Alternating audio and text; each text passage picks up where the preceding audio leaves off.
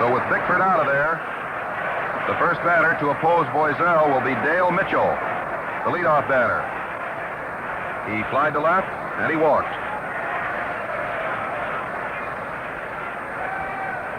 Bickford lasted 3 1/3 innings. Here's the pitch to the left-hander, and it's a strike called. In 3 1/3 innings, Bickford allowed 2 runs, 4 hits, walked 5, struck out 1. And, of course, these runners who are on base will, if any one of them scores, be charged to him. Cleveland leads 2-0. Here's the windup. The pitch. Fastball inside, and the count is 1-1. And warming up for the second consecutive day in the Braves bullpen is Charlie Red Barrett. He softballed the Indians yesterday, and they weren't able to get a hit off him in his limited time on the mound. The infield is in. Here's the pitch. High for a ball, 2-1, high and fast.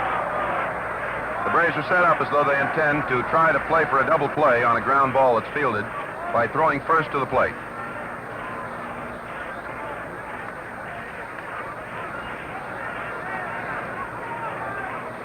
In the on-deck circle is Larry Doby, kneeling on a towel because there's a slight amount of mud underfoot. 2 balls, 1 strike. The runners are Robinson, Hegan, and Bearden. The pitch, there's a high foul pop-up. Elliott is chasing it, and he makes the catch over near the Braves dugout. No advance, of course. He was just about 40 feet outside the left field line near third base. And Larry Doby comes up with the bases loaded.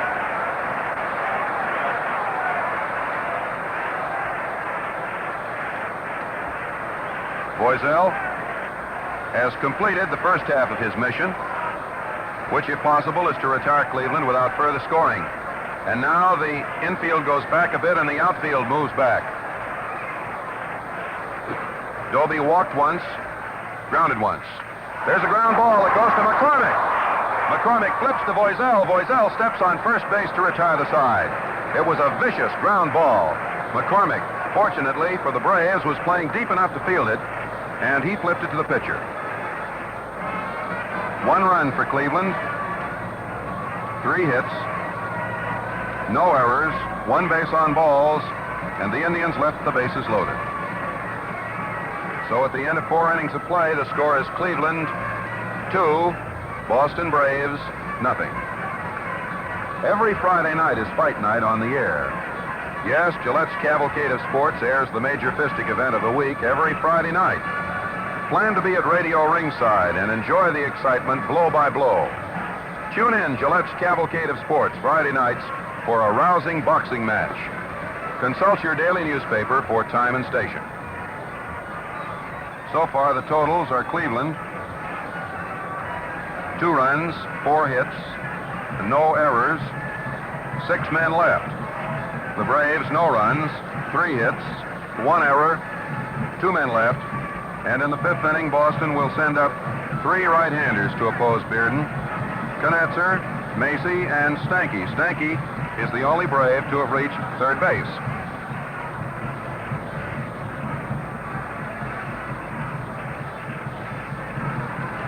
The outfield will be set to the left with Knetzer up. His first time at bat, Knetzer tapped one back to the mound weakly, and he has no hits in 1 official World Series trip. Third baseman Keltner is playing in about 15 feet and a little deep at third base. Bearden winds up. Here's the first one, and there's a ground ball that goes right into Keltner's glove on the hop, and he throws him out. He didn't seem to know he had it for an instant. That was a scorching 1-bounce grounder. Well tagged. It went so deeply into the web of his glove that he seemed to have a little trouble digging it out. 1 man out as Knetzer goes out, third to first. And Phil Macy, the catcher, is up. Macy has no hits in 2 World Series trips. Salkeld has done the brunt of the catching so far for the Braves. The pitch, there's a ground ball, and that one goes to Keltner. He cuts in front of Boudreau, spears it, throws him, and gets it. He wound up on the pitcher's mound that time. 2 2 plays in a row, both of them sparkling plays by Ken Keltner, give him his second and third assists. Eddie Stanky comes up. Eddie got a hit, a single to right, just out of the outstretched glove of Eddie Robinson in the 3rd inning, and then he got as far as 3rd on a sacrifice and an infield out.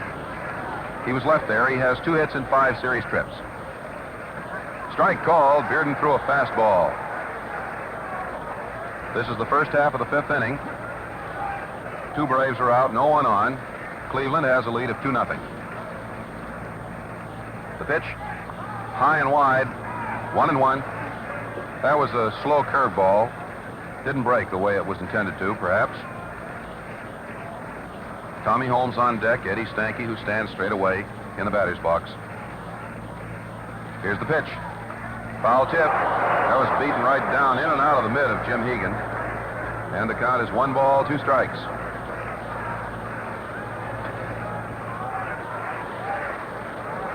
You know, Stanky was another player who had to be approved for World Series play because on the eligibility date line, he was still on the disabled list. So there are 4 players in this series: Rosen, Stanky, Sanders, and Rickert, who would normally have been ineligible. 1-2 the count.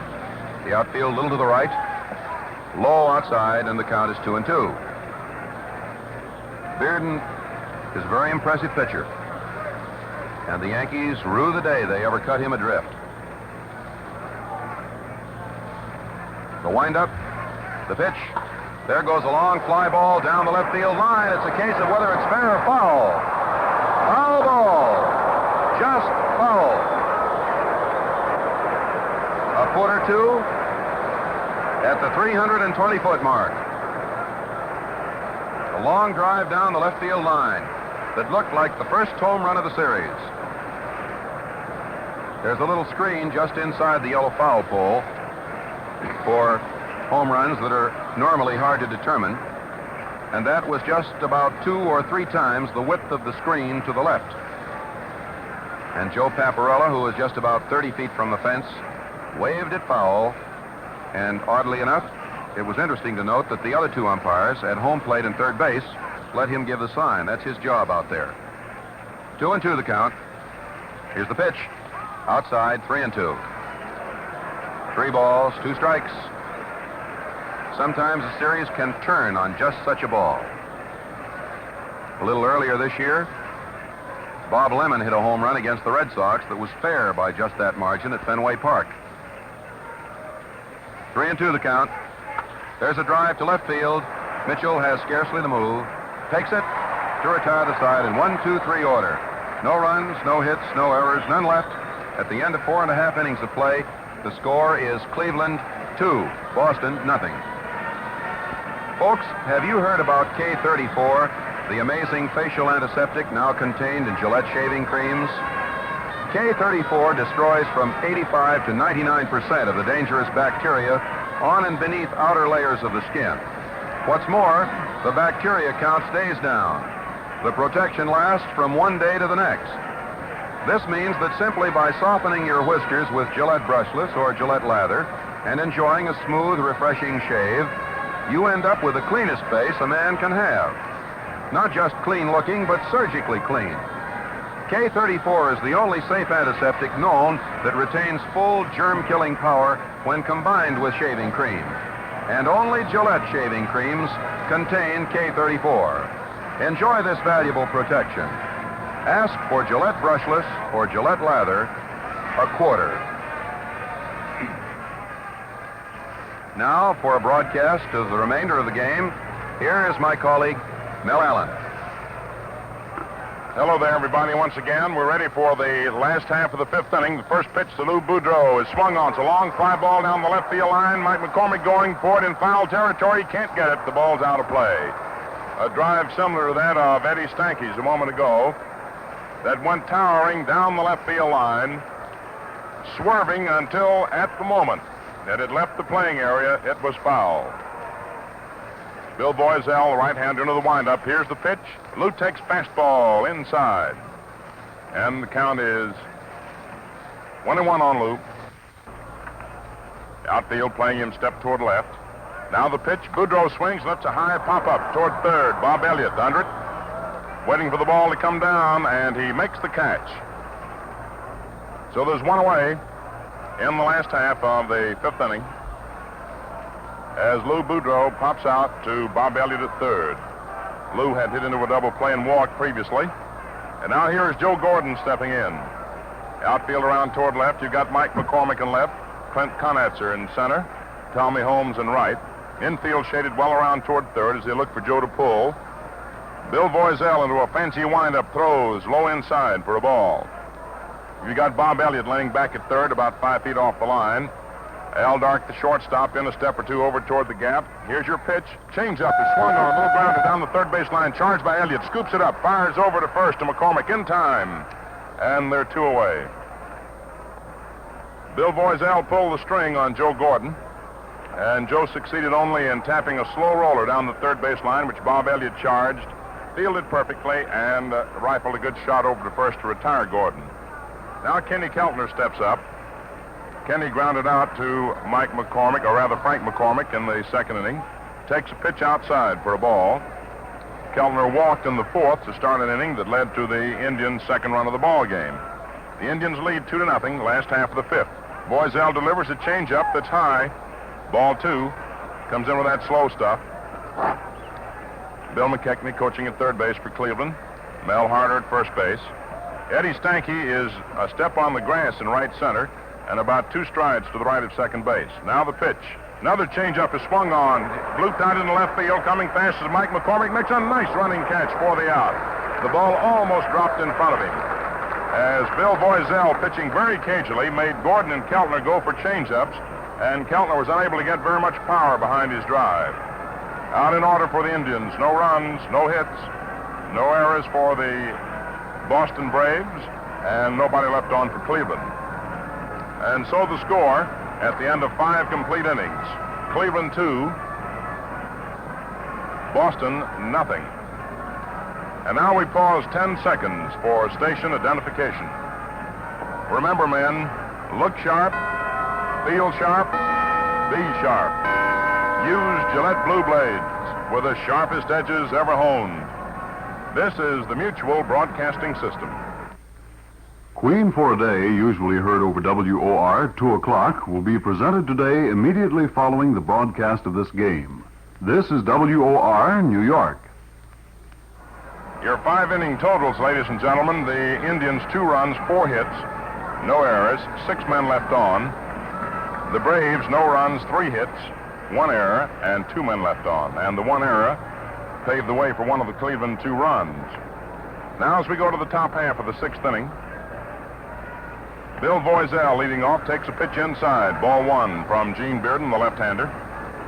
Voiselle, who wears the number 96 on the back of his uniform, who was born in 96, South Carolina, and whose batting average is 96 on the season, awaits the delivery, takes fastball in there for a called strike. Count evened up 1-1. Cleveland 2,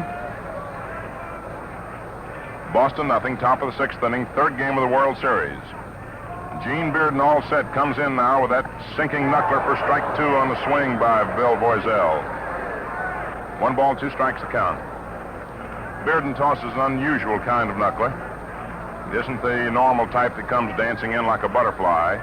It moves in faster and dips. There's a pitch that swung on a bounder, hit out to short, taken on a big hop by Lou Boudreau. There's his throw over to Eddie Robinson in time, and Bill Voiselle is out at first. 1 away. And now we go to the top of the order for the Boston Braves to pick up Tommy Holmes. Tommy, left-hand batter, grounded to short, bounced out. Pitcher to first. He's had 1 hit in the series, and that was a mighty big one. Drove in the winning run in the opening game of the series over in Boston to help Johnny Sane beat Bobby Fella. Tommy Holmes, a 5'10", 175-pounder, looks at a slow curve that stays inside and high, ball 1. 1 ball, no strikes. 2-0, favor of Cleveland, top of the 6th inning. Al Dark on deck will hit next. Holmes, a left-hand batter, finds the outfield, shading him toward left and center left, straight away and right. Gene Bearden comes in with a pitch. Swung on. It's a grass cutter. Hit out to second. Joe Gordon over near the bag. Gobbles it up. Throws over to Robinson in time, and they're 2 away. Holmes grounding out second to first. Gordon to Robinson. The Indians, full of pepper, whip that ball around the infield, and up to the plate now comes Al Dark, who struck out in the first inning and flied to right in the third. Al Dark, who was a great football player at LSU, 5'11", well, just a half inch better than that, 185-pounder, from Lake Charles, Louisiana. Gene Bearden, left-hander, comes in with it, and it's high outside, ball 1. Outfield plays Dark straight away. Kenny Keltner laying about halfway back at third, 4 or 5 feet off the line. Lou Boudreau is in 6-7 steps at short. He plays the shallowest shortstop of anybody we've ever seen. Enables him to get that jump on the ball and make up for a lack of speed. The delivery swung on, so good. Long fly ball deep to left field. Mitchell going back, racing back toward the wall. He may get under it. He can't do it. It's up against the wall, bounding away. Dark digs for second, and he holds up there as Mitchell recovers the ball quickly and fires the throw toward third, cut off by Lou Boudreau. Al Dark just missed a home run by a matter of 2 or 3 feet as his long drive to deep left field, about 15 feet wide of the line, hit halfway up on the wall and bounded back into the playing area. He just missed a homer by 2 or 3 feet. It's a double for Al Dark with 2 down the top of the 6th inning. And that, of course, is the second extra base hit for the Boston Braves in the series. And as a matter of fact, as we check further, we'll give you more details. All the extra base hits have been doubles. Here now is Mike McCormick. He swings the first pitch, lifts a high pop-up out in the short left center. Gordon goes out in the bunt draw, and Gordon makes the catch. It almost dropped. Gordon and Boudreau couldn't quite make up their minds, and with Doby and Mitchell converging, that ball almost dropped among them for a base hit, but Gordon, in a last-minute lunge, grabbed the ball for the third out. In left center field. That's how far the second baseman had to go over to make the play. No runs for Boston. 1 hit. No errors for Cleveland. And 1 man left on for the Braves, and a hand for Gordon as he comes into the Indians' dugout. At the end of 5 1/2 innings, the score: Cleveland 2, Boston nothing.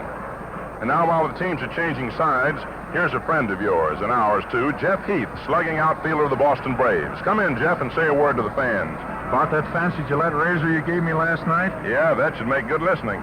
Well, folks, I shaved with one of those new Gillette Super Speed razors this morning, and I want to tell you it's out of sight. Simply marvelous. Makes blade changing easy, doesn't it? You might almost say fun. It's the way the razor shaves it sells me. It just skims the whiskers off. Folks, with the improved Gillette Super Speed razor, you change blades instantly and get the slickest shaves in the book. See for yourself. Get one with a 10-blade dispenser, a regular $1.50 value, for only $1.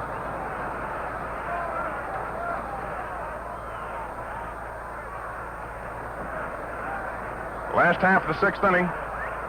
Cleveland Indians up. Walter Judnick takes a pitch outside, ball 1. They lead the Boston Braves 2-0 last half of the 6th. Judnick walked and struck out previously. There's a changeup that's inside into the dirt. Bounds away from Phil Macy. Little airplanes flying overhead. There's a little landing field out on the lakefront. Right in behind center field is Lake Erie. Now the pitch on its way. Swung on and missed as Walt Judnick took a terrific cut at that ball. As a matter of fact, when you leave this ballpark, if you don't watch yourself closely and you walk out towards center field, if you happen to be looking over your shoulder, you'll walk right into the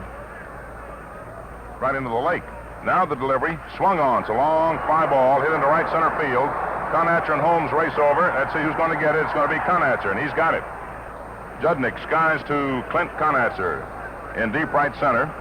Both men were there, Tommy Holmes and Clint. It was just a matter of which man was going to take it, and Clint finally wound up with it.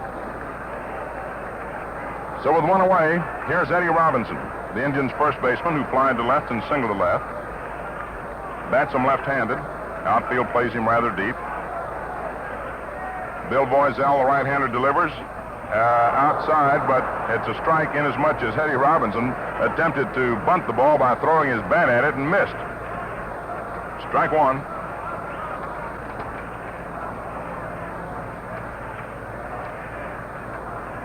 Jim Hegan's on deck. Robinson squares away, hits a long ball. They give him a lot of room down that left field line. Here's your pitch. Swung on. That's a high pop-up out into short right. Eddie Stanky backs up. Coming in is Tommy Holmes, and it is Stanky making an over-the-head catch in right field. Nice play by Eddie. Tommy Holmes is very deep in right, as we told you, since Robinson, full hitter, hits a long ball. And that was the Texas League variety pop-up. And Eddie Stanky, despite his injured ankle, went hobbling out there into short right and made the catch over his head. So with 2 down, up comes Jim Hegan, a boy from Lynn, Massachusetts, who fouled out to the catcher and singled to center last time up. Flicks the pitch that's outside. Ball 1. A low-flying plane overhead. Bill Boiselle working rapidly. Right-hander delivers. Fastball swung on, lifted up into the air out into right field. Not too deep. Getting under it is Tommy Holmes. Makes the catch. And that's all for the Cleveland Indians in the last half of the 6th inning as they go out in order. No runs, no hits, no errors, and nobody left on. Thus, at the end of 6 innings of play of this 3rd game of the 1948 World Series, the Cleveland Indians are out in front 2-0. And for you late tuners in, the Indians got 1 run in the 3rd inning off Vern Bickford, who was the starting pitcher today for Boston, when with 1 out, Gene Bearden, the Indians pitcher, blasted a double over the head of Tommy Holmes in right field. Dale Mitchell walked, and with runners on 1st and 2nd came a break in the ball game in favor of Cleveland when the hard-hitting Larry Doby blasted a hard grounder to second baseman Eddie Stanky, who immediately fired to Al Dark to engineer the potential double play. They got Mitchell, but Mitchell bumped the arm of Al Dark as he slid in at the same time that Dark was attempting to throw to first to double up Doby.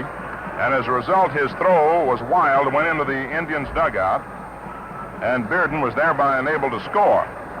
Otherwise, the inning would have been over without a tally. Then the 2nd run came across for Cleveland in the 4th inning when Bickford committed that cardinal sin of baseball of walking that first man, and then after Judnick struck out, successive singles by Robinson and Hegan delivered Keltner. And then after Bearden had singled, Boiselle came on to put out the fire. Bill Boiselle still in there. Now we're ready for the top of the 7th inning. Bob Elliott, a right-hand hitter, up. Gene Bearden pitching sensational ball. Into the windup. The left-hander throws. Elliott swings and rams one into the hole between 3rd and short out in the left field for a base hit. Mitchell up for the ball, whips his throw into 2nd, taking his turn around first and holding up is Elliott. And he goes back to the bag at first with a single to left, picking on that first pitch. And that is the 5th hit for the Boston Braves. They have not had more than 1 hit in any inning. The Indians bunched 3 hits in the 4th inning. The Braves have out-hit the Indians 5-4. Now here's Frank McCormick, right-hand batter. The stretch by Bearden. The pitch high outside. Ball 1. 1 ball, no strikes. Bob Elliott, who had grounded at 3rd and flied to center, just now singled to left, opened the 7th inning for the Braves, who trailed the Indians 2-0. That's Elliott's 2nd hit of the series. Gives him 2 out of 10. Frank McCormick awaits the delivery. Looks at one that's low inside. Ball 2. 2 balls, no strikes. Kenny Keltner guarding that 3rd base line, laying halfway back, about 5 feet off the line. Lou Boudreau in about 5 steps at short. Shedding 2nd, a little more than 3rd. Joe Gordon laying just about 2 strides to the right of 2nd as you look out onto the field and in a step or 2. Eddie Robinson holding against the runner, Bob Elliott. The outfield step toward left. And deep in left, now just a little bit shallower in center and somewhat shallow in right. Now the stretch by Bearden. Here's the pitch. And it's over that outside corner about letter high for a called strike. So the count is 2-1 on Frank McCormick as the Boston Braves, trailing 2-0, hope to be able to start something in the way of an uprising in the teepee of the Cleveland Indians on the shorefront of Lake Erie. Bearden again checks his runner. Elliott leading off first. Here's your pitch. McCormick takes, and it's over the inside corner for called strike 2. 2 balls, 2 strikes. And now time is called. Time is called for a moment. Bob Elliott calls time. He steps off first base. Something's in his eye. Johnny Cooney, who is coaching over there at first base today, walks over and helps him out. Billy Southworth, the Brave skipper, coaching at 3rd. Time is back in. Activity in the Indians' bullpen. Ed Kleiman, and Russ Christopher, two right-handers are throwing. Gene Bearden all set to the 2-2 pitch now to Frank McCormick. Here it is. McCormick swings and he misses. Strike three. A throw down to first base, a tag. Not in time to double up Elliott, who had a big lead and was ready to go on the pitch. As Frank McCormick went down, striking out. Looked like he struck out on that tumble-down knuckleball. All right, with one down, up steps Clint Conatzer. 5'11", 180-pounder from Los Angeles, California. Bounced out to Bearden and grounded out to Keltner in his two previous appearances. Right-hand hitter.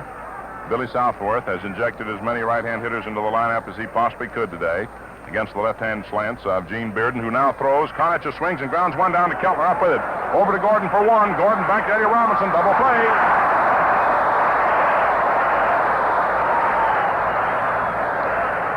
And the Cleveland Indians keep coming up with those double plays in the clutch to help out their pitchers.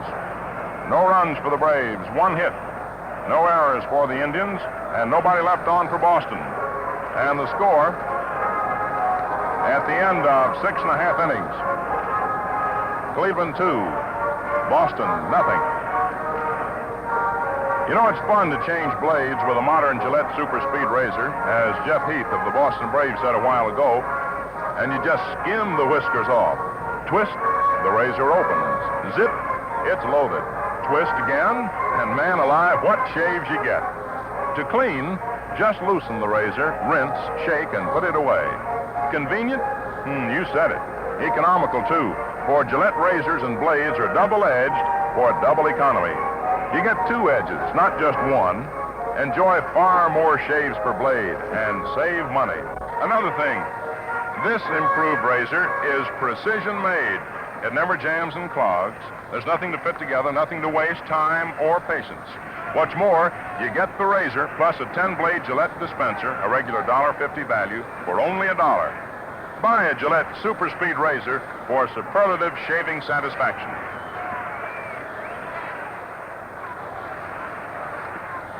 Gene Bearden leading off in the last half of the seventh inning, takes a pitch low for ball one. Indians leading 2-0. You may have heard the Cleveland band playing Take Me Out to the Ball Game a moment ago. Bearden looks at a fastball low outside. Ball two. That is customary and traditional here in the Cleveland ballpark during the course of the regular season. Boiselle delivers quickly, and it's in there. Fastball for a called strike. Gene Bearden has been quite a star today, both on the mound and at the plate. He doubled in the third inning, scored the first run for Cleveland. Now he looks at a fastball over the outside corner for called strike two. Bearden singled to left in the fourth inning to keep a rally alive, which Bill Boiselle snuffed out as he came on to relieve Vern Bickford. Bickford had gone 3 1/3 innings, allowed 4 hits, walked 5, struck out 1, and gave up both runs.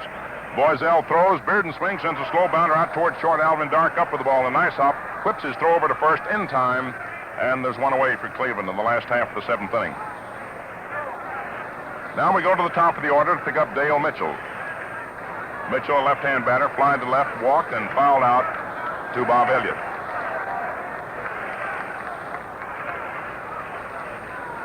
Mitchell hasn't been in organized baseball very long.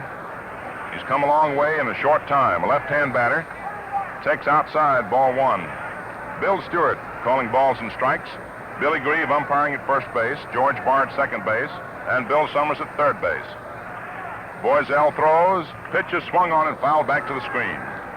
Joe Paparella is the left field line umpire, and Bay Pinelli the right field line umpire. 1 ball, 1 strike, 1 out, last the seventh. Cleveland 2, Braves nothing. Bill Boiselle comes in with it. It's swung on, popped up into the air down the left field line. Elliott digs for it. Al Dark goes out on the grass along the line under it and makes the catch for the out.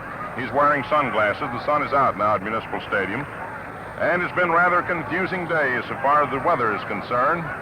It's just been a day of confusion all the way around, except for the game itself, which is moving along in sparkling fashion, tightly contested. Typical World Series play.